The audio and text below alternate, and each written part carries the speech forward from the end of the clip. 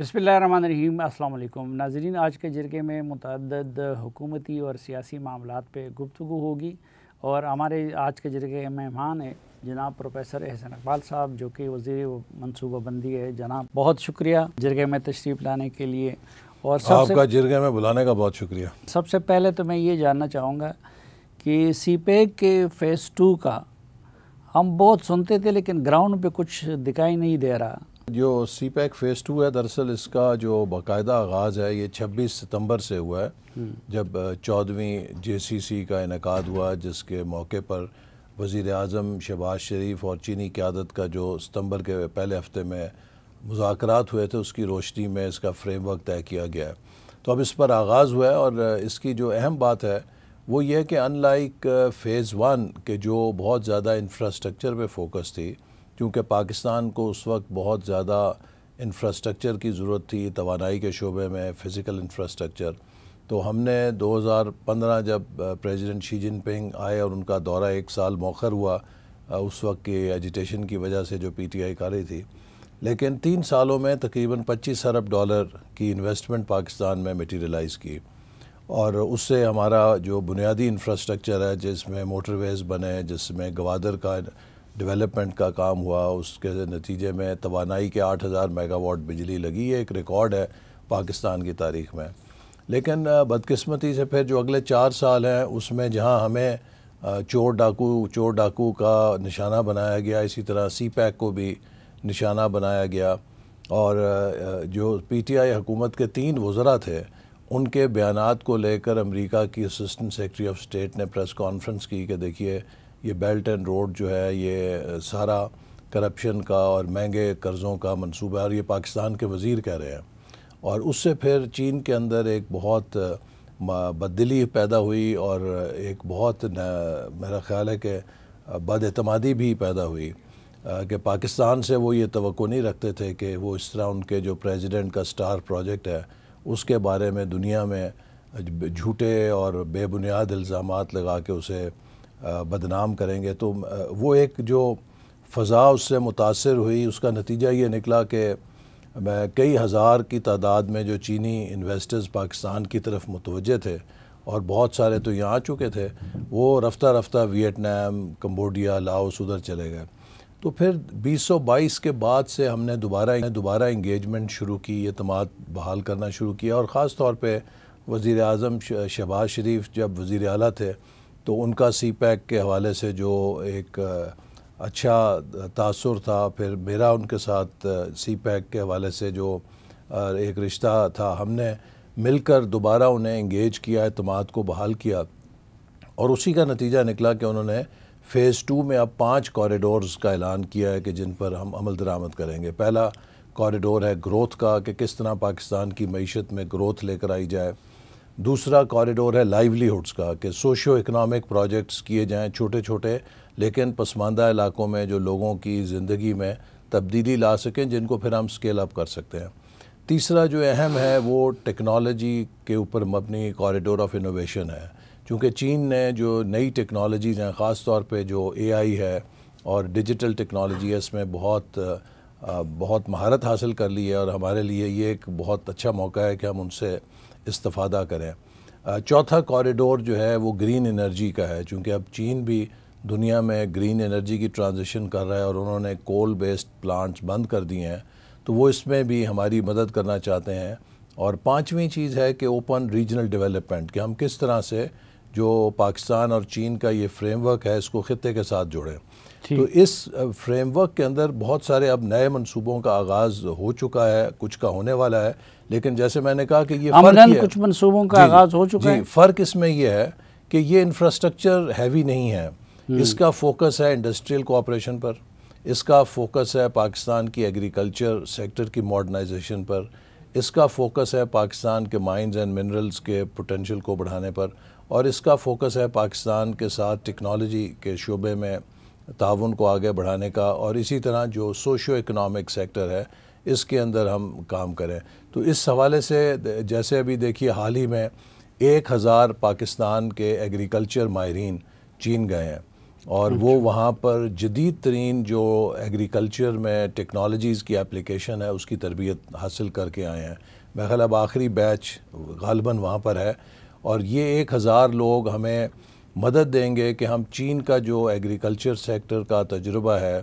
اس کی روشنی میں پاکستان کی ایگریکلچرل پروڈکٹیوٹی, پاکستان کو کلائمیٹ ریزیلینٹ کیسے بنانا ہے, اس میں کام کریں. تو یہ ایک بہت بڑا نیا سفر ہوگا جو ایگریکلچر سیکٹر میں کہوں گا کہ گرین ریولوشن 2.0 کی بنیاد رکھ سکے گا. اسی طرح ہم نے جو ٹیکنالوجی کے سیکٹر میں چین کی کمپنیوں کے تعاون سے تقریباً 3 لاکھ نوجوانوں کی سالانہ تربیت آئی ٹی سیکٹر میں ان کو شروع کرنے کا معاہدہ کیا ہے, جس پر اب کام شروع ہو چکا ہے, اور اس کے ذریعے ہمارے نوجوان جو ہیں وہ جدید ڈیجیٹل سکل سیکھیں گے اور وہ پاکستان کے لیے بہت کارآمد ایک میں سمجھتا ہوں ڈیجیٹل اکانومی کے نالج ورکرز بن سکیں گے. اسی طرح جو دیگر شعبے ہیں ہمارے ان میں بھی اب یہ اسپیشل اکنامک زون جو بننے تھے ان کا کیا اس کے اوپر بھی نظر تو نہیں آ رہا. اس پر یہ ہے کہ چائنا کو ہم نے 2 اسپیشل اکنامک زونز آفر کیے ہیں, ایک کراچی میں اور ایک اسلام آباد میں. اس کے لیے ان کی اب ٹیکنیکل کمیٹی آئے گی اور وہ ان کا جائزہ لے گی. انہوں نے اس بات پہ آمادگی کی ہے کہ وہ 2 اکنامک زونز ڈیولپ کریں گے پاکستان میں. پھر اسی طرح جو کراکرم ہائی وے ہے اس کا ایک حصہ رہتا تھا, اور اب چونکہ دیامیر بھاشا ڈیم ہمارا تعمیر ہو رہا ہے, اس سے تقریباً 90 کلومیٹر کے قریب کراکرم ہائی وے کا حصہ اس دریا میں, اس جھیل میں جو لیک ہوگی ڈیم کی, اس میں ڈوب جائے گا. تو اس کے لیے ابھی چین نے اعلان کیا ہے کہ وہ فائنینسنگ دیں گے 85% اور 15% پاکستان اس کو کرے گی, اور اس پر بھی انشاءاللہ بہت جلد اب بیڈنگ ہو جائے گی اور اس پر کام شروع ہوگا. چونکہ یہ ٹائم باؤنڈ ہے, ہمیں 2028 تک اسے مکمل کرنا ہے, اس سے پہلے کہ پانی کا لیول جو ہے اس کو سڑک کو ڈبو دے. اور ساتھ ہی ساتھ ہمارا جو جیسے میں نے کہا کہ ایک جو اس JCC میٹنگ ہوئی تھی, ہم نے ان کو ایک اور اہم تجویز دی ہے جو کہ میں سمجھتا ہوں کہ انشاءاللہ جس پہ ہم کامیاب ہوں گے. وہ یہ ہے کہ پاکستان کا صافی صاحب سب سے بڑا ایشو جو ہے وہ ہیومن ریسورس کا ہے, کہ ہمارے پاس ابھی بھی اس سطح کی اور اس درجے میں ہیومن ریسورس نہیں ہے جو ہمارے فیوچر ڈیولپمنٹ کو سسٹین کر سکے. تو ہم نے انہیں ایک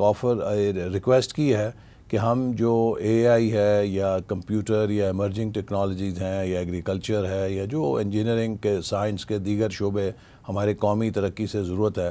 اگلے 10 سالوں میں ہم 10,000 PhDs ان کی ٹاپ یونیورسٹی سے ٹرین کرانا چاہتے ہیں. ابھی اگر آپ دیکھیے اپنی ملک کا ہائر ایجوکیشن ہی دیکھ لیں, ہمارے جو ہائر ایجوکیشن ہے اس کی سطح تقریباً 13% ہے, بھارت میں 30% ہے, بنگلہ دیش میں 25% ہے. ہم نے اگر بنگلہ دیش کے برابر ہی ہائر ایجوکیشن میں آنا ہے تو ہمیں ہائر ایجوکیشن کو ڈبل کرنے کی ضرورت ہے. لیکن ہمارے ابھی بھی جو فیکلٹی ہے ہائر ایجوکیشن میں وہ غالباً آدھی بھی 1/3 غالباً PhDs ہیں, باقی نان PhDs ہیں. تو ہمارے پاس ہیومن ریسورس کی اس قدر کمی ہے. تو ہم یہ جو ایک ہمارا ان کے ساتھ اب نیا پروپوزل ہے کہ 10,000 PhDs in 10 years, میرا خیال ہے یہ پاکستان کے لیے ایک بہت انقلابی ہوگا اپرچونٹی اور ایک موقع جس سے کہ ہمیں مستقبل کے لیے ایک ہائی کوالٹی ہیومن ریسورس. رشکی اکنامک زون کا پہلے کچھ عرصہ بہت غلغلہ رہا لیکن اب ادھر خاموشی ہے, اس کی کیا صورتحال ہے؟ جی وہ بھی چل رہی ہے. اس میں جو اس کے ایشوز تھے کچھ جو انفراسٹرکچر کے وہ ریموو ہو گئے ہیں, ان کے پاور کے تھے. اب اصل میں یہ ہے کہ ہمیں راغب کرنا ہے. یہ ساری چیزیں جو پاکستان کے اندر بیرونی سرمایہ کاری ہے, آپ کو یہ اور ہمیں سمجھنے کی ضرورت ہے کہ ملک کے حالات کا ان پر بہت دار و مدار ہوتا ہے. آج دنیا میں دوڑ لگی ہوئی ہے, $2 ٹریلین جو ہے وہ گلوب کے گرد گھوم رہا ہے. آج کسی ملک کو سرمایہ کی کمی نہیں ہے بشرطے کہ وہ ایک انیبلنگ انوائرمنٹ بن جائے. آپ اس ملک کے اندر امن قائم کر دیں, آپ اس ملک میں سرمایہ کو سیکیورٹی دے دیں, آپ اس ملک کے اندر ایک اچھا لیگل سسٹم رکھیں جس سے کہ سرمایہ کار یہ سمجھے کہ میرا پیسہ محفوظ ہوگا, کوئی اس پہ قبضہ نہیں کر سکے گا, تو پیسہ دوڑ کے آئے گا, ہر دنیا کے کونے سے دوڑ کے آئے گا. تو اس لیے آج دنیا میں اس چیز کے اوپر ہو رہا ہے. اب اگر آپ یہ دیکھیے کہ ہم اپنے ملک کے اندر دہشت گردی کو پنپنے کا موقع دیں گے، ہم اپنے ملک کے اندر چیخم دھاڑم روز لگا کے رکھیں گے کہ پتہ نہیں کل کیا آفت آ جائے گی، ہم انتشار کی پالیٹکس کریں گے، ہم لانگ مارچز کی کالیں دیں گے، کون سا انویسٹر ہے کہ جو اس ملک کی طرف رجوع کرے گا نا؟ اس کے باوجود کہ ہمارے لیے ایک اچھی سازگار، لیکن اسٹیبلٹی لانا بھی تو آپ کی حکومت کی ذمہ داری ہے نا؟ جی ہم تو اس میں اپنا کردار ادا کر رہے ہیں، لیکن یہ تالی دونوں ہاتھوں سے بجتی ہے نا۔ جو دیگر سٹیک ہولڈرز ہیں، مثال کے طور پہ اپوزیشن کا بھی فرض ہے کہ وہ ایک ذمہ دار اپوزیشن کا کردار کرے۔ اب آپ حال ہی میں مثال لے لیجئے خیبر پختونخوا، آپ نے رشکئی کی مثال دی، تو رشکئی خیبر پختونخوا صوبے کے اندر ہے۔ اب آپ دیکھیے کہ اگر وزیر اعلیٰ جو ایک آئینی منصب پہ فائز ہیں، اور یہ ملک کا آئینی عہدہ ہے، یہ کسی جماعت کا عہدہ نہیں ہے، اور اگر وہاں کے وزیر اعلیٰ کسی قومی وفاقی اجلاس میں شرکت کرنا ہی اپنے منصب کے خلاف سمجھیں گے اور اپنے سے کسی جونیئر ممبر کو وہاں پر بھیجیں گے، تو ایک انٹرنیشنل انویسٹر تو یہ دیکھتا ہے نا کہ یہ صورتحال کیا ہے، یہ پولیٹیکل انسرٹنٹی ہے یا کس چیز کی بات ہے۔ نقصان وفاق کا تو ہوگا، لیکن اس سے پہلے خیبر پختونخوا کا ہوگا۔ لیکن آپ ایک منتخب وزیر اعلیٰ کو اپنے لیڈر سے ملنے نہیں دے رہے۔ نہیں، دیکھیے جو منتخب وزیر اعلیٰ ہیں ان کو منتخب ہونے کے سب سے پہلے وزیر اعظم نے مبارکباد دی اور ایک جذبہ خیر سگالی کیا، اور ان کے اپنے جو قومی فرائض ہیں اس کا ان کے سیاسی فرائض سے کوئی تعلق نہیں۔ اور آپ دیکھیے کہ یہ دلیل دینا کہ وہ اپنے لیڈر سے پوچھ کے اپنی کابینہ بنائیں گے، ان کو شاید یاد ہونا چاہیے کہ جب ثاقب نثار صاحب نے وزیر اعظم نواز شریف صاحب کو نااہل کیا تھا، اور ساتھ میں سپریم کورٹ نے پی ایل ڈی کے اندر یہ فیصلہ لکھ دیا تھا کہ ایک نااہل ہوا لیڈر جو ہے وہ کسی بھی لحاظ سے اپنی پارٹی یا حکومت کے معاملات میں کوئی رائے زنی نہیں کر سکتا، تو یہ کہنا کہ میں اپنے لیڈر سے مشورہ کرنا چاہتا ہوں کابینہ تشکیل دینے کے لیے، تو سپریم کورٹ کے فیصلے کی خلاف ورزی ہے کہ جو اس وقت موجود ہے، اٹ ہولڈز گراؤنڈ، اور یہ وہ فیصلہ ہے کہ جو پی ٹی آئی نے خود حاصل کیا تھا اور بڑی اس پہ جشن منایا تھا۔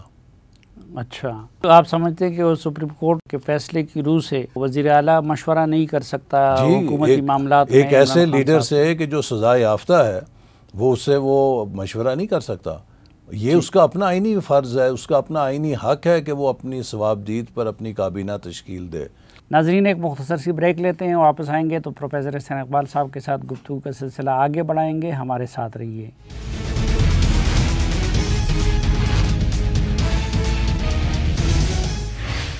ایک بار پھر خوش آمدید آپ کو جرگے میں۔ آج کے جرگے میں ہمارے ساتھ ہیں جناب احسان اقبال صاحب۔ احسان اقبال صاحب، گوادر ابھی تک کیوں ایئرپورٹ جو تھے وہ فنکشنل نہیں ہو سکا؟ یہ گوادر میں کافی کام ہوا ہے الحمدللہ، اور اس کے اندر جو انفراسٹرکچر ہے اس پر کام ہوا ہے، لیکن جیسے آپ کو معلوم ہے کہ تھوڑا جو اس پر ایک خلل ہے وہ بلوچستان کی سیکیورٹی صورتحال کی وجہ سے ہے۔ اور میں جیسے اب کہہ چکا ہوں کہ اگر ہم نے اس ملک کے اندر معاشی ترقی کرنی ہے اور کسی بھی علاقے میں معاشی ترقی ہونی ہے تو امن اس کے لیے پہلی شرط ہے۔ اور آپ کو پتہ ہے کہ حضرت ابراہیم علیہ السلام نے جب اللہ تعالیٰ سے دعا مانگی تو وہ قرآن ہمیں یہ بتاتا ہے کہ پہلے انہوں نے امن کی دعا مانگی، پھر رزق کی دعا مانگی۔ اور اس وقت اسی لیے ضروری ہے کہ بلوچستان کے اندر ایسے عناصر کی سرکوبی کی جائے کہ جو وہاں پر دہشت گردی میں چائنیز کو ٹارگٹ کرتے ہیں یا پاکستان کی سیکیورٹی فورسز کو ٹارگٹ کرتے ہیں، اس سے وہ نقصان پاکستانی ریاست کا نہیں کر رہے، اس سے وہ نقصان خود بلوچستان کا کر رہے ہیں کہ جب آپ بلوچستان کو ایک کانفلکٹ ایریا بنا کر پیش کریں گے تو وہ سرمایہ کاری جو بلوچستان کے اندر آنی ہے وہ تو نہیں آئے گی۔ لوگ تو کون جائے گا جو ایسی جگہ پر سرمایہ کاری کرے گا؟ اسی لیے حکومت بھی پوری کوشش کر رہی ہے کہ یہ جو بیرونی سرپرستی میں وہاں پہ خوارج یا جو ہندوستان کے ایجنٹس اپنی مارکہ حق کی خفت مٹانے کے لیے دہشت گردی کر رہے ہیں، اس کو جلد از جلد ختم کیا جائے تاکہ بلوچستان میں پیس اینڈ آرڈر ریسٹور ہو۔ اور یہ میں آپ کو بتاؤں اتنا مشکل کام نہیں ہے۔ جب ہم 2013 میں حکومت میں آئے تھے تو مجھے بلوچستان جانے کا اکثر اتفاق رہتا تھا، تو 2012-13 میں عملاً یہ صورت تھی، تمام شاہراہیں بند ہوتی تھیں ان کی، وہاں پر اغوا برائے توان ہوتے تھے، وہاں پہ ٹارگٹ کلنگز ہوتی تھیں، وہاں پر لوگ مغرب سے پہلے ہی اپنا کاروبار بند کر جاتے تھے، اور ہم نے پھر الحمدللہ 2016 17 18 میں مجھے یاد ہے میں گوادر گیا تو ایک ہوٹل والے سے پوچھا، اس نے کہا جی میں تو یہاں عصر کے بعد دکان بند کر کے چلا جاتا تھا، اب رات 10 بجے بھی 11 بجے بھی ہم بے خوف بیٹھے رہتے ہیں اور کام معمول کے مطابق چل رہا ہے۔ اس کی وجہ یہی تھی کہ ہم نے امن ریسٹور کیا، اور جو میں سمجھتا ہوں کہ پی ٹی آئی دور کی سب سے بڑی جو ایک چارج شیٹ ہے جہاں انہوں نے معیشت کا بٹا بٹھایا، یہ دہشت گردی کی دوبارہ پنپنے کی وہ بنیاد رکھ گئے۔ وہ افغانستان سے ان لوگوں کو امپورٹ کیا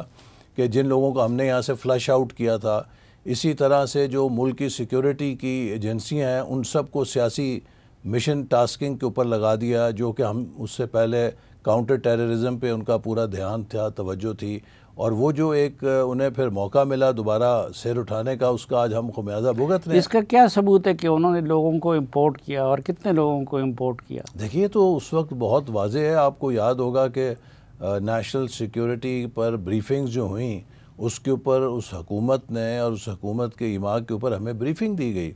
اور ہمیں کہا گیا کہ جی یہ لوگ ہم لے کر آ رہے ہیں اور یہ اب ہم نے ان کو ریہیبلیٹیٹ کرنا ہے، اور ان بریفنگز کے اندر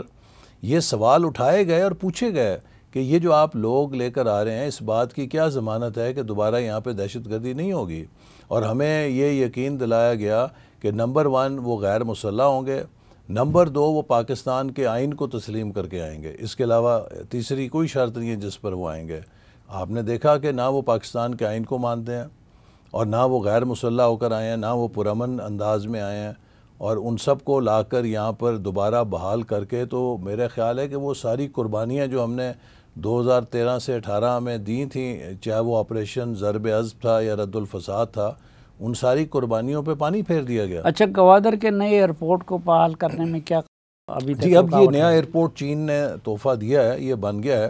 اور اس کے اوپر اب ہم بہت تیزی کے ساتھ سول ایویشن جو ہے اس کو ٹاسکنگ کی ہے پرائم منسٹر نے کہ اس کو فعال کرنے کے لیے انٹرنیشنل روٹس کے اوپر ہم کوشش کر رہے ہیں کہ ایک تو جو یورپ سے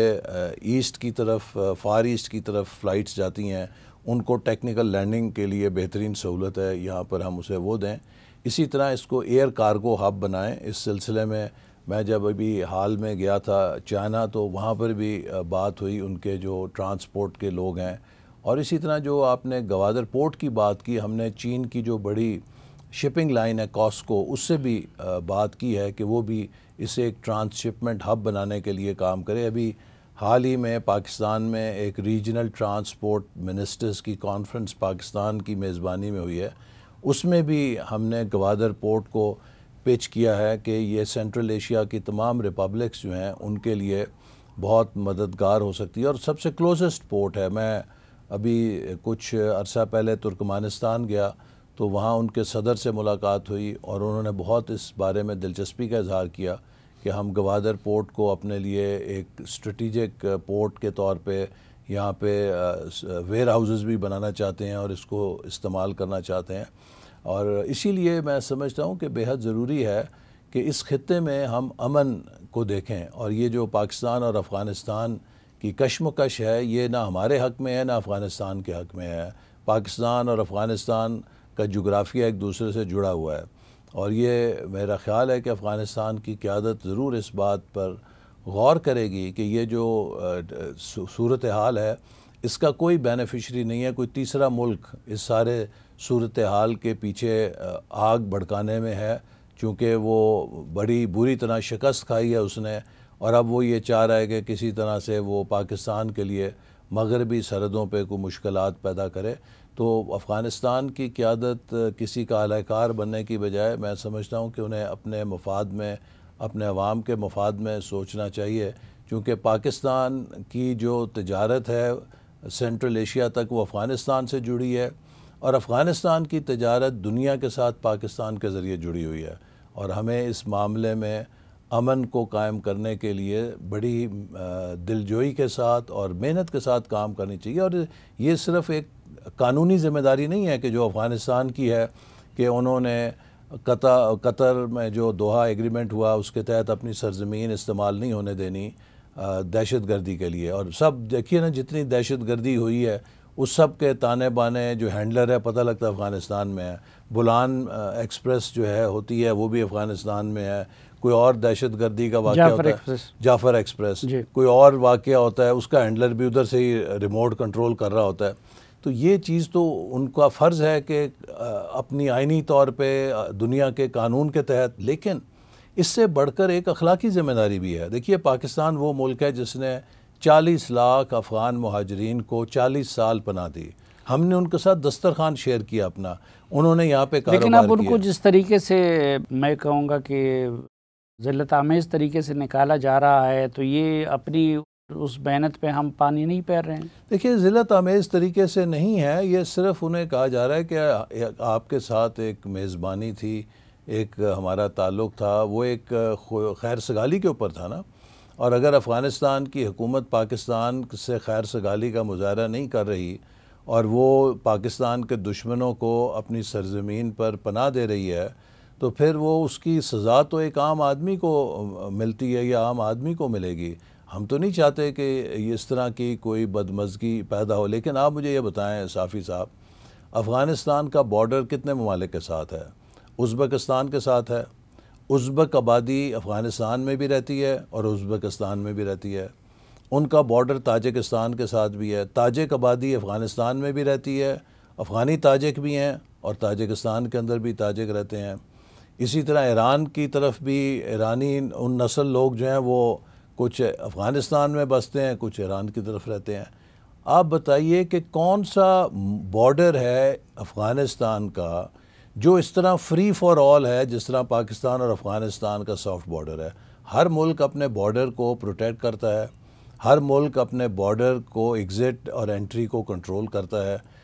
اس طرح تو کسی بھی دنیا کے اندر نہیں ہوتا کہ فری فار آل ہے، جب مرضی دل کی آ گئے، واردات کی اور پھر واپس چلے گئے. تو ہمارا افغانستان سے کوئی جھگڑا نہیں ہے. یہ تو ہمارے ماضی کے حکمرانوں کی پالیسی آتی تھی نا، جنہوں نے ان کو کلی چھوٹ دی ہوئی تھی، اور ایران نے پہلے دن سے ایسا نہیں کیا تھا. تو اب اس کی سزا ان لوگوں کو جو کہ طالبان کے تحت نہیں رہنا چاہتے تھے، اس لیے پاکستان میں آئے ہوئے ہیں یا پاکستان میں رہ رہے ہیں، تو ان کو بھیجنا مناسب ہے کہ جو خود طالبان کے تحت نہیں رہنا چاہتے. اب یہ دیکھیے نا، یہ تو یا تو وہ اپنے آپ کو ایک لیگل سٹیٹس میں کنورٹ کریں، ان کا کوئی ایک لیگل سٹیٹس ہونا چاہیے. کسی بھی ملک میں آپ نے اگر جا کے رہائش لینی ہے تو یا آپ اس ملک کے ویزا ہولڈر ہوں، اس ملک سے آپ اجازت لیں کہ ہم آپ کے ملک میں رہنا چاہتے ہیں. لیکن دنیا میں کوئی ملک کسی بھی آبادی کو دوسرے ملک کی اس طرح اجازت نہیں دیتا. آپ بتائیے نا کہ آج آپ پاکستان سے کسی دنیا کے ملک میں جا کے آزادی کے ساتھ رہ سکتے ہیں؟ وہ کہیں گے جی آپ ویزا لیں، اس ویزے کی میعاد لیں، اس ویزے کا مقصد لیں، اس کے مطابق یہاں پہ رہیں، چاہے 3 مہینے رہیں چاہے 6 مہینے رہیں. غیر معینہ مدت کے لیے کسی غیر ملکی کو کسی ملک میں، دنیا کے اتنے ملک ہیں 200 یا جتنے بھی ہیں، کسی جگہ اس طرح اجازت نہیں ہے. تو ان سے ہمارا تو یہی تقاضا ہے کہ یا وہ پاکستان میں قانونی سٹے کریں، لیکن اگر ان کا غیر قانونی سٹے ہے تو پھر انہیں اپنے ملک واپس جانا چاہیے. بظاہر ٹرمپ صاحب جو مہربان ہوئے ہیں اور روزانہ پاکستان کے حق میں بیانات دے رہے ہیں، تو اس سے کیا چین میں کوئی تشویش نہیں ہے؟ میرا خیال ہے کہ یہ ایک پاکستان کے لیے بہت سنہرا موقع ہے، اور خاص طور پہ اس کا کریڈٹ میں دوں گا ہماری مسلح افواج کو، جنہوں نے فیلڈ مارشل عاصم منیر کی قیادت میں جو مارکہ حق میں کامیابی حاصل کی، اور پھر وزیر اعظم شہباز شریف صاحب کی قیادت میں ہم نے ڈپلومیسی کی، تو اس نے آج پاکستان کی پروفائل کو یکسر بدل دیا. دیکھیے 30 سال سے بھارت نے ایک امیج قائم کیا تھا کہ ہم اس علاقے میں اب تھانے دار بن گئے ہیں، اور بدقسمتی سے جو پی ٹی آئی کا 4 سالہ ایک سیاہ دور تھا جس نے پاکستان کی معیشت کی بنیادیں ہلائیں، اس نے ایک قسم کا ہمیں بھکاری بنا دیا تھا کہ ہمارا وزیر اعظم جہاں جاتا تھا وہ مدد مانگتا تھا. پاکستان کی پروفائل بہت گر گئی تھی، اور میرا خیال ہے اسی وجہ سے ہندوستان کو شے ملی کہ یہ کمزور ہو گئے ہیں اور ہم ان کو ذرا مذاق کر سکتے ہیں. لیکن جس طرح کا انہیں کرارا جواب ملا، جس طریقے کا ہماری مسلح افواج نے انہیں جواب دیا اور ہمیں فتح ہوئی، اس نے پاکستان کے امیج کو اور صلاحیت کو دنیا کے سامنے اجاگر کیا. اور آپ دیکھتے ہیں کہ پریزیڈنٹ ٹرمپ نے فیلڈ مارشل صاحب کے بارے میں خود کہا کہ از اے گریٹ فائٹر، اور وہ اصل بات تو یہی ہے کہ اور پھر انہوں نے یہ بھی کہا کہ پاکستانی بڑے سمارٹ لوگ ہیں، بڑی سمارٹ چیزیں بناتے ہیں۔ اب ہماری ایکسپورٹ جو ہے امریکہ کو، وہ کیا ہے؟ وہ ہم کو سمارٹ پروڈکٹس تو نہیں بیچتے، ہم تو وہاں ٹی شرٹس بیچتے ہیں، ہم تو ٹاولز بیچتے ہیں، ٹیکسٹائل پروڈکٹس بیچتے ہیں۔ تو سمارٹ چیزیں جو انہیں غالباً بریفنگ دی گئی ہوگی کہ پاکستان نے مار کے حق میں کس طرح ٹیکنالوجی کے ذریعے ہندوستان کو چت کیا ہے، اور اسی سے وہ پھر متاثر ہوئے کہ پاکستان کی کیا صلاحیت ہے۔ اور یہ ایک میں سمجھتا ہوں کہ خوشائند بات ہے کہ وہ پاکستان کے وزیر اعظم سے اور فیلڈ مارشل صاحب سے ان کے ایک اچھا ریپو بنا ہے، یہ ہمارے لیے اپرچونٹی ہے۔ لیکن جہاں چین سے ہمارے تعلقات ہیں وہ اپنی جگہ آن چائناز میرٹ ہیں۔ چین ہمارا سب سے زیادہ ڈپینڈیبل ریلائبل دوست ہے، اور جب وزیر اعظم تشریف لے گئے تھے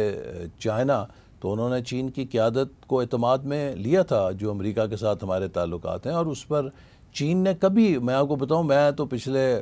کئی سالوں سے وزیر اعظم جتنے بھی ہمارے گئے ہیں ان کے سب کے ساتھ چین کی اعلیٰ قیادت کے ساتھ مذاکرات میں بیٹھنے کا موقع ملا۔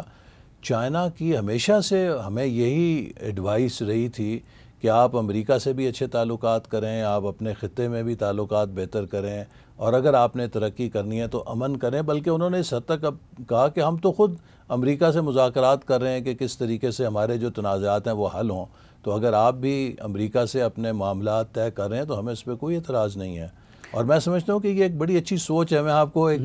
مثال دیتا ہوں کہ ہم جب الیکشنوں میں جاتے ہیں نا تو دو طرح کے لوگوں سے واسطہ پڑتا ہے۔ ایک وہ لوگ ہوتے ہیں جو کہتے ہیں جی کہ میں آپ کا سپورٹر ہوں نا، اب آپ نے میرے مخالف کے پاس نہیں جانا، اگر آپ اس کے پاس جائیں گے میں آپ کو چھوڑ دوں گا۔ لیکن جو ریئل سپورٹر ہوتا ہے، جو مخلص ہوتا ہے، وہ کہتا ہے جی میں تو آپ کے ساتھ ہوں نا، آپ اس کو بھی جا کے پوچھ رہے ہیں، وہ میرا مخالف ہے لیکن اس کو بھی اگر آپ اپنے ساتھ کر سکیں مجھے کوئی اعتراض نہیں۔ تو چین اس سینس میں پاکستان کا ریئل ہمدرد ہے۔ اس نے کبھی ہم پہ شرط نہیں لگائی کہ اگر آپ ہم سے تعلقات رکھنا چاہتے ہیں تو کسی اور سے تعلقات نہ رکھیں، بلکہ ہمیشہ انہوں نے ہمیں یہی کہا ہے کہ ہم آپ کو برادرانہ مشورہ یہ دیں گے کہ آپ سب سے اچھے تعلقات رکھیں اور اپنے لیے امن کے راستے پر چلیں تاکہ آپ ترقی کر سکیں اور اپنے اقتصادی اہداف حاصل کر سکیں جیسا کہ ہم کر رہے ہیں۔ لیکن ٹرمپ سے مودی کو بھی بڑی امیدیں تھی اور وہ ان کو بھی یار کہا کرتے تھے، لیکن ان کے یو ٹرن لینے میں وقت نہیں لگتا ہے۔ اگر ٹرمپ نے پاکستان سے متعلق یو ٹرن لے لیا تو پھر کیا ہوگا؟ دیکھیے میں سمجھتا ہوں کہ صدر ٹرمپ جو ہیں وہ اس وقت تک ان کا جو ٹریک ریکارڈ ہے وہ یہ سامنے آ رہا ہے کہ وہ جنگ کو چاہتے ہیں کہ دنیا کو روکا جائے اس سے، اور انہوں نے ابھی تک کسی جنگ کو پروموٹ نہیں کیا، اور انہوں نے انڈیا پاکستان کی جنگ کو رکوایا۔ پھر اسی طرح انہوں نے مڈل ایسٹ میں بھی اب کوشش کر کے ایک پیس ایکارڈ کرایا ہے، اور میں سمجھتا ہوں کہ ان کی کوشش یہی ہوگی، جو وہ ایک بزنس مین ہے، کہ امریکہ کے لیے وہ بہتر تجارتی مواقع دنیا میں پیدا کریں، اور یہی ان کی تمام جو گفتگو ہے اس سے ظاہر ہو رہا ہے۔ تو ہمیں کوشش یہ کرنی چاہیے کہ ہم جو ایک اپرچونٹی ملی ہے اس کا بھرپور فائدہ اٹھائیں۔ دنیا میں ڈپلومیسی جو ہے نا ہر ملک اپنے مفاد کے تحت کرتا ہے، اور آرٹ آف ڈپلومیسی یہ ہے کہ آپ اپنے اور دوسرے ملک کے مفادات میں کنورجنس کیسے لے کر آتے ہیں۔ تو جتنا کہ امریکہ کے اوپر ایک ہے ٹیسٹ ہے، اتنا ہی ہمارے لیے بھی امتحان ہے کہ ہم اپنے مفادات کو برقرار رکھتے ہوئے دوسرے ممالک کے جو مفادات ہیں ان کے ساتھ کس طرح ایک کنورجنس کرتے ہیں، کانگرنس کرتے ہیں، تاکہ ہم ایک اچھی کامن گراؤنڈ کے اوپر مفادات اپنے ملک کے بھی محفوظ رکھیں اور آگے بھی بڑھ سکیں۔ یہ بلوچستان میں ہم نے جو ان کو معدنیات میں سرمایہ کاری آفر کی ہے، تو اس سے بھی چین کے منصوبوں پہ کوئی فرق نہیں پڑے گا؟ دیکھیے صافی صاحب، پاکستان میں یہ ایک شعبہ ایسا ہے جو بڑا انٹیپڈ ہے۔ ہمارے پاس ٹریلینز آف ڈالرز کے معدنیات ہیں، اور پرٹیکولرلی اب جو نئی معیشت ہے اس میں جو کرٹیکل منرلز ہیں وہ اللہ تعالیٰ نے ہمیں بہت ان سے نوازا ہے۔ تو جہاں امریکہ کا اس میں انٹرسٹ ہے وہیں چین کا بھی انٹرسٹ ہے، اور ہم نے تمام انویسٹرز کو اور تمام کمپنیوں کو کہا ہے کہ جو بھی اس میں حصہ لینا چاہتی ہے وہ حصہ لے۔ جس طرح امریکہ کی کمپنیاں سرمایہ کاری کرنے میں دلچسپی کا اظہار رکھ رہی ہیں، اسی طرح چائنا کی بھی کمپنی جو ہے وہ بھی منرل ڈیولپمنٹ کے اندر آ رہی ہے، اور وہ بھی اپنا کردار ادا کرے گی۔ تو وی وڈ بی ہیپی کہ دنیا کے تمام انویسٹرز آئیں اور آ کے پاکستان کے منرل پوٹینشل کو ڈیولپ کریں، اس سے ملک بھی خوشحال ہوگا، اور خاص طور پہ سب سے بڑا بینیفیشری اس کا صوبہ بلوچستان ہوگا، وچ آئی تھنک اگلے 20 سالوں میں انشاءاللہ پاکستان کا سب سے خوشحال ترین صوبہ ہوگا۔ یہ جو افواہ ہے کہ یہ پسنی کا ہم نے آفر کیا ہے امریکہ کو، اس میں کتنی صداقت ہے؟ نہیں، ایسی اس کی میرا خیال ہے تردید ہو چکی ہے کہ کوئی ایسی آن ٹیبل پروپوزل نہیں ہے، نہ ہم نے کسی کو آفر کیا، نہ کوئی ایسی پروپوزل ہے ٹیبل کے اوپر، کوئی پروپوزل نہیں ہے نہیں ایسی کوئی، نہ میرے علم میں ہے اور نہ ہی کوئی ایسی ہے، بلکہ غالباً ترجمان جو تھے انہوں نے اس کی وضاحت بھی کر دی تھی کہ ایسی کوئی ابھی پروپوزل زیر غور نہیں۔ ناظرین، جرگہ جاری رہے گا لیکن ایک مختصر سے وقفے کے بعد۔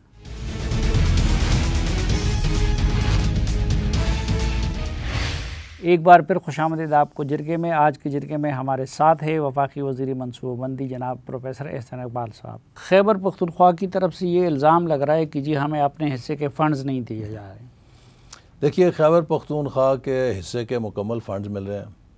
اور ہم کسی قسم کی ان کے ساتھ امتیازی کام نہیں کر رہے۔ صرف ایک چیز ہے جس پر پچھلی جو حکومت تھی اس کے ساتھ ہم نے مل کر ایک میکنزم بنایا ہے،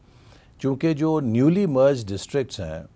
ان کے اوپر وفاقی حکومت فنڈز دیتی ہے، تقریباً 40 ارب روپے کے قریب، اور ان کے حوالے سے یہ شکایات آئی تھیں کہ وہ فنڈز جو ہیں وہ ان علاقوں سے باہر بھی خرچ ہو رہے ہیں، اور ہم نے پھر آڈیٹر جنرل کو بھی کہا کہ اس کی آپ آڈٹ کریں کہ یہ فنڈز کیسے ہو رہے ہیں، اور پھر خاص طور پہ جب وفاقی حکومت اتنا خطیر رقم دے رہی ہے تو آپ اس رقم کو سیاسی بنیادوں پر استعمال کر کے وفاقی حکومت کے خلاف ہی استعمال کریں، یہ تو کسی بھی درجے میں جائز نہیں ہے۔ تو ہم نے پچھلی جو علی امین گنڈا پور صاحب کی حکومت تھی اس میں ایک میکنزم بنایا تھا کہ وہ فنڈز جو نیولی مرج ڈسٹرکٹس کے لیے وفاقی حکومت خصوصی پیکج کے تحت دیتی ہے، وہ ایک جوائنٹ کمیٹی ہوگی جس کو وزیر اعلیٰ ہی ہیڈ کریں گے، اس میں وفاقی حکومت کے بھی نمائندے ہوں گے، صوبائی حکومت کے بھی نمائندے ہوں گے، اور وہ مل کر اس سے پھر اسکیموں کا انتخاب کریں گے۔ اور ہم نے پچھلے سال اس سے وہاں پر تقریباً میرا خیال ہے ایک خطیر رقم 12-13 ارب، مجھے ایگزیکٹ یاد نہیں، سولر پروجیکٹس کے لیے دی ہے، کہ جو نیولی مرج ڈسٹرکٹس ہیں جہاں پر بجلی نہیں ہے، لوگوں کو گھروں میں سولر پاور کی سہولت فراہم کی جائے۔ اسی طرح تقریباً 2 ارب روپے سے تھوڑی زیادہ رقم فاٹا یونیورسٹی کے لیے جاری کی ہے، اور پھر 7 ارب روپے ہم نے جاری کیے ہیں کہ جو نیولی مرج ڈسٹرکٹس ہیں ان میں پولیس کا کوئی انفراسٹرکچر نہیں ہے کہ اس کو بنایا جائے، اور وہاں پہ تھانے ٹھیک بنائے جائیں، پولیس کو ایکوپمنٹ دیا جائے تاکہ لا اینڈ آرڈر کی صورتحال ٹھیک ہو۔ اور اسی طرح جو اب اس سال کے لیے بھی ان کا فنڈ رکھا گیا ہے، اس میں بھی ہم ان کے ساتھ مل کر ان نیولی مرج ڈسٹرکٹس کے لیے ایسے منصوبے شروع کریں گے جن کا امپیکٹ ہو، وہاں پہ لوگوں کی زندگیوں پہ اثر ہو، بجائے یہ کہ وہ ایسے ہی سیاسی بنیادوں پر ضائع کر دیے جائیں یا ان کے حوالے سے شکایات آئیں۔ تو صوبائی حکومت کے ساتھ مل کر ہم اس پیسے کو نیولی مرج ڈسٹرکٹس جو ایکس فاٹا تھا وہاں کے عوام کی سہولت کے لیے، ان کی حفاظت کے لیے استعمال کریں گے۔ ہم نے پچھلے سال بھی وہ سارے فنڈ ریلیز کیے، لیکن ستار عزیز مرحوم کی جو کمیٹی تھی اس نے جو سفارش کی تھی وہ 3% آف ڈیویزیبل پول کی سفارش تھی کہ ہر سال دیے جائیں گے۔ اس میں نا 2 وہ تو 100 ارب سے زیادہ بنتے ہیں۔ وہ اس کے 2 حصے تھے، ایک حصہ وہ تھا جو وفاقی حکومت نے دینا تھا، دوسرا حصہ اس کا وہ تھا کہ جو دیگر تمام صوبائی حکومتوں کو کہا گیا تھا کہ وہ خصوصی طور پہ فاٹا کے لیے دیں۔ مسئلہ یہ ہوا ہے کہ دیگر صوبوں نے وہ پیسہ نہیں دیا، لیکن جو وفاقی حکومت کے حصے کا پیسہ تھا وہ ہم باقاعدگی کے ساتھ دے رہے ہیں۔ اس کے لیے NFC کا اجلاس بلانا چاہیے تھا نا، تاکہ پتہ تو چلے کہ کون سا صوبہ انکار کر رہا ہے۔ اس کے لیے دیکھیے ہم تو بہت دیر سے تقاضا کر رہے ہیں، بلکہ ہماری منسٹری آف پلاننگ نے تو پرائم منسٹر کو خط بھی لکھا ہے۔ یہ صرف مسئلہ ایکس فاٹا کا نہیں ہے، اوورآل اس وقت جو فسکل سچویشن ہے پاکستان کی اس کے تحت ضروری ہے کہ آزاد جموں کشمیر، گلگت بلتستان اور پھر جو خیبر پختونخوا میں فاٹا کے علاقے مرج ہوئے ہیں، اس حوالے سے ان علاقوں کو ان کی آبادی کے لحاظ سے ڈویزیبل پول سے حصہ ملنا چاہیے، یہ ان کا بنیادی حق ہے، تو ہم تو اسے سپورٹ کرتے ہیں۔ اور اسی طرح جو فیڈرل گورنمنٹ ہے اس نے ایسا بوجھ اٹھایا ہوا ہے کہ وہ چیزیں کہ جو صوبائی حکومت کو جا چکی ہیں 18ویں ترمیم سے، مثال کے طور پہ سوشل ویلفیئر ہے، پاورٹی ایلیویشن ہے،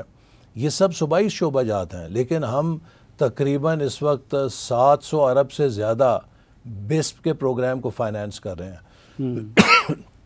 یہ ایک اضافی بوجھ ہے وفاقی حکومت کے پاس۔ ہمارا جو ترقیاتی بجٹ ہے اس کا حجم گھٹتا جا رہا ہے۔ پچھلے سال 1100 تھا، اس سال 1000 ہے، اور آپ کو سن کے حیرت ہوگی کہ 2018 میں 1000 ارب تھا۔ اسے تو اب کوئی 2500 ارب ہونا چاہیے تھا، چونکہ وفاقی حکومت کا جو محاصل صوبوں کو 60% چلے جاتے ہیں، اس کے بعد جو تھوڑا سا پیسہ ہمارے پاس بچتا ہے اس میں سے تقریباً نصف کے قریب قرضوں کی ادائیگی میں چلا جاتا ہے۔ آپ لوگ اپنے آپ کو جمہوری کہتے ہیں اور کہتے ہیں کہ ملک پہ جمہوریت ہے، تو ٹی ایل پی پہ پابندی کیوں لگا دی؟ دیکھیے، جو ٹی ایل پی پہ پابندی ہے، یہ چونکہ بدقسمتی یہ ہے کہ ہم سب مسلمان ہیں، اور میں سمجھتا ہوں کہ نبی کریم صلی اللہ علیہ وسلم سے ان کی ناموس اور ان کی ختم نبوت، یہ ایک ایسا معاملہ ہے کہ اس پہ ہر وہ شخص جس نے کلمہ پڑھا ہے وہ اس کا چوکیدار ہے۔ اگر کسی مسلمان کے دل میں سوئی برابر بھی نبی پاک صلی اللہ علیہ وسلم کے ناموس یا ان کی ختم نبوت کے بارے میں شبہ ہو، اس کا ایمان ڈھہ جاتا ہے۔ یہی نہیں بلکہ ہم میں سے ہر کلمہ گو مسلمان 24 کروڑ عوام میں سے یہ سمجھتا ہے، اپنے لیے اعزاز سمجھتا ہے کہ میں نبی پاک صلی اللہ علیہ وسلم سے اپنی جان، اپنی مال، اپنی اولاد اور اپنی ماں باپ سے زیادہ محبت رکھتا ہوں۔ اب جب ہمارا یہ عقیدہ ہے اور ہم سب کے عقیدے کی بنیاد ہے، اس کے اوپر اگر آپ قوم میں تفریق پیدا کریں، آپ قوم کے اندر تشدد پیدا کریں، دیکھیے میں خود اس کا نشانہ بنا، اور وہ گولی میرے ابھی جسم میں ہے کہ کس شخص کو گولی ماری، کہ جس شخص کی والدہ نے اس ملک میں پہلی دفعہ ناموس رسالت صلی اللہ علیہ وسلم کا قانون بنوایا۔ یعنی کہ اتنا یہ اپنے سیاسی مقاصد کے لیے لوگوں کو تشدد پہ مائل کرتے ہیں۔ پھر آپ دیکھیے کہ جو فیض آباد کا دھرنا ہوا، وہ بنیاد بنا پاکستان کو گرے لسٹ میں ڈالنے کے لیے۔ اسی طرح اس کے بعد جب وہ فرانسیسی سفیر کے اوپر انہوں نے معاملہ کیا، جیلم تک پہنچتے پہنچتے اپنے کتنے لوگ مروائے، سیکیورٹی فورسز کے کتنے لوگوں کو مارا۔ اب پھر جب یہ نکلے لاہور میں پولیس والوں کو مارا، رینجرز کو مارا، اور پورا اسلحہ لے کر نکلے۔ اب آپ مجھے یہ بتائیے، اچھا پھر جو بھی ملک کے اندر ایسا واقعہ ہوتا ہے کہ جس میں کوئی تشدد ہو، مثال کے طور پہ سیالکوٹ کے اندر کیا ہوا، ایک سری لنکن کو مارا گیا، اور وہی جو ایک انہوں نے لوگوں میں جنونیت اور انتہا پسندی پیدا کی، اس کے نتیجے میں پاکستان کی پوری دنیا میں جو بدنامی ہوئی،